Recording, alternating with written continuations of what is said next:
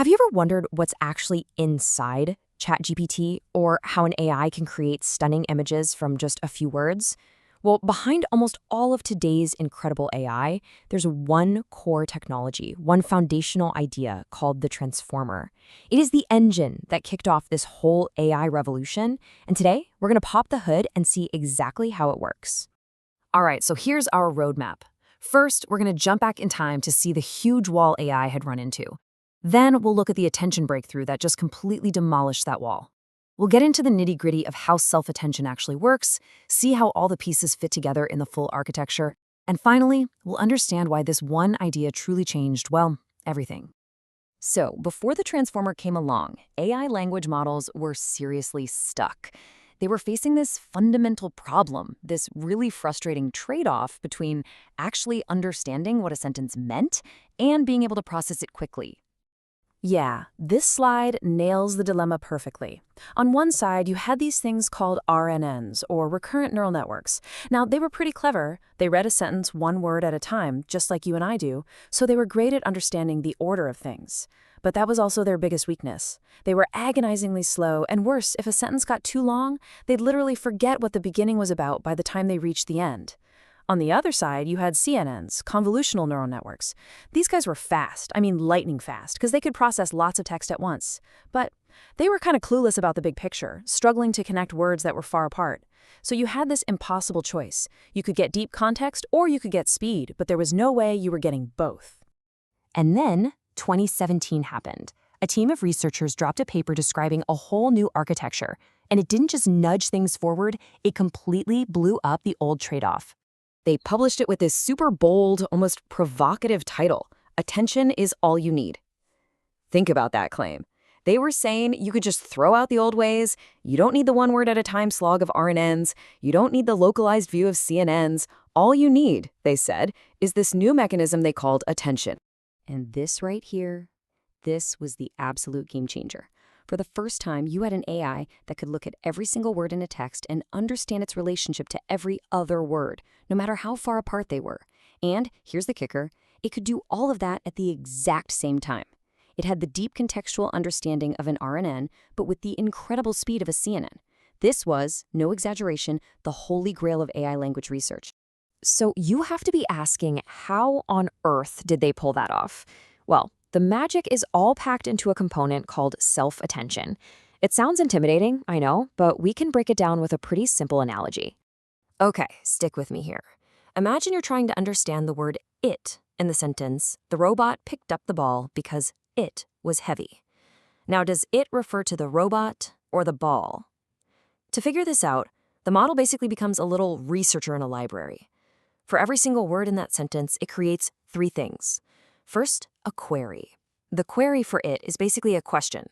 To understand me, what information do I need from the rest of this sentence? Second, every word gets a key, which is like the title on the spine of a library book. It advertises what that word is all about. And third, every word gets a value, which is the actual good stuff, the content inside that book. So here's how the magic happens, step by step. First, like we said, the model creates a query, a key and a value for every word. Then it takes the query for our word it and compares it to the key of every single other word. This gives it a similarity score. You can think of it as a relevance score. A high score means, hey, this word is really important for answering my question. Next, those scores get crunched into percentages called attention weights. So ball might get a 70% weight, robot might get 20%, and everything else gets a little bit. And finally, the model creates a brand new super informed meaning for it by mixing together the values, the actual substance, of all the other words using those weights. So it takes 70% of the ball's meaning, 20% of the robot's meaning, and so on. What you're left with is a new version of it that is soaked in context from the entire sentence. It knows it refers to the ball. And really, when you boil it all down, that's what attention is. It's just a really sophisticated system for deciding how to blend the meanings of all the words in a sentence to get a much richer understanding of each individual word. And now we get to the secret ingredient, the reason transformers are so incredibly efficient. An old RNN would have to process then robot, then picked, one by one by one. It's sequential. But with a transformer, that whole four-step process we just walked through, It happens for every single word simultaneously. The calculation for it doesn't have to wait for the calculation for ball. They're all independent, happening all at once. And that massive parallelization is the whole secret sauce. It means you can throw modern hardware like powerful GPUs at the problem and just crunch all the numbers at once. This is what made it possible to train models on the entire internet on trillions of words. It's what unlocked the large language models like GPT that we have today. They simply could not exist with the old one-at-a-time architectures. But wait, it gets even cooler. The model doesn't just send one researcher into our metaphorical library. No, it sends a whole team. This is called multi-head attention. One head, or researcher, might be focused on grammar, asking things like, what's the verb and what's its subject? Another head might be looking at semantic relationships, like which words are synonyms? By running maybe 8 or 12 of these attention processes in parallel and then pooling their findings, the model gets a way richer, more layered understanding of the text. Okay, so we've looked at the engine, right? Self-attention. Now let's zoom out and see how this engine fits into the full transformer machine, which, fun fact, was originally built for stuff like language translation. A complete classic transformer is really made of 2 big parts. The first half is the encoder. Its only job is to read and understand the input, say a sentence in English. The second half is the decoder. Its job is to take that understanding and use it to generate the output, like the same sentence but in French. Let's trace the data flow here. The encoder takes in the whole input sentence, like spring is the dawn. It uses all that self-attention magic we talked about to chew on it and spits out a set of rich numerical representations packed with context. Then, the decoder takes that numerical output from the encoder, looks at the words it's already generated so far, and its job is to predict just one thing, the very next word. It does that over and over, generating word by word until the sentence is done. Now, the decoder has a couple of really smart tricks up its sleeve. During training, we want to be efficient, so we feed it the whole correct answer at once. But hey, if we're asking it to predict the third word in a sentence, we can't let it peek at the fourth and fifth words, right? That's just cheating.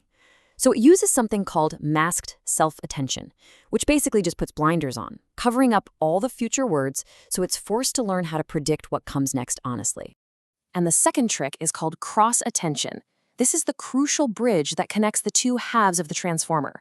So when the decoder is about to generate a new word in French, its query, its question, doesn't just look at the other French words. It goes across to the encoder's library of English words. It's constantly asking, hey, for the word I'm about to write, what parts of the original English sentence are most important? This is what makes sure the translation actually means the same thing as the input. So let's bring this all home. Why was this one architecture so earth-shattering? Because it didn't just improve AI, it fundamentally rewired what was even possible.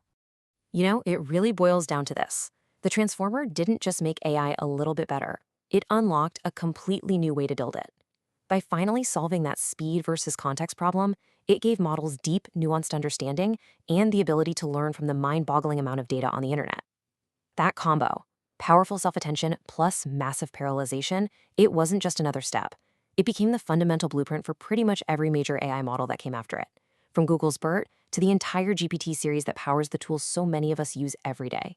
For the better part of a decade now, the playbook for making better AI has been pretty straightforward. Build bigger transformers and feed them more data. But that leaves us with this really fascinating question for the future. If attention was the breakthrough that defined this entire era of AI, what's going to be the next one?